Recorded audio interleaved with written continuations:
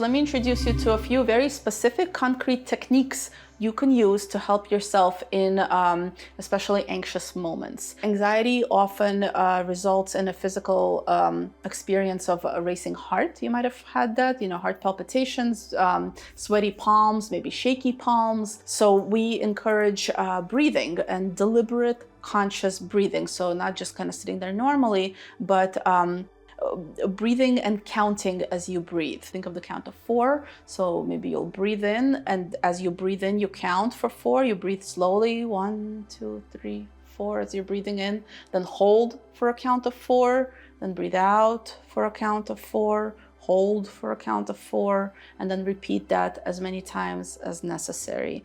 And what you're doing here is twofold. So first of all, physiologically, when we slow our breath, we slow our heart rate. So when you're feeling that really anxious feeling, like your heart might be jumping out of your chest, doing these slow, deliberate counting breathing exercises is going to help slow your heart rate down.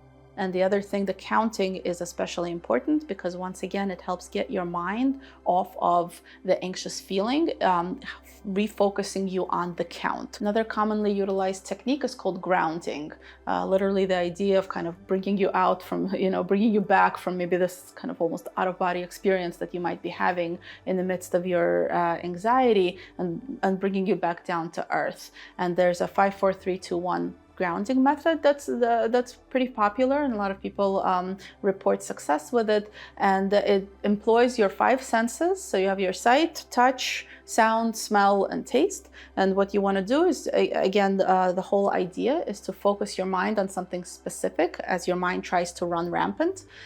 So for 5, you want to list 5 things that you are seeing in the moment. Like right now, wherever you are, list out loud 5 things that you see. For 4, reach out for 4 things that you can touch, that you can feel. 3 is sound. So listen, try to identify 3 sounds. Maybe there's a bird, maybe there's a dishwasher running, maybe there's a whatever. Try to identify specifically, pay attention to what you're hearing. Maybe somebody's talking in the background.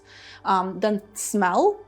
Look around you for 2 things that you can bring to your nose and smell. And then finally, taste. Reach for something to taste. So you really want to focus all of your 5 senses. Again, it's a very deliberate exercise that helps get you out from the racing thoughts and helps you zoom in and focus in and ground you to the present.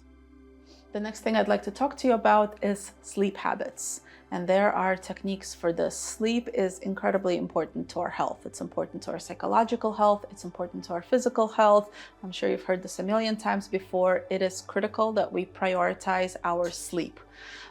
So if your sleep habits aren't especially good, they will absolutely exacerbate the anxiety as well. And also getting a handle on your sleep habits will help alleviate anxiety. You want to try to go to bed at the same time every day and wake up at the same time every day.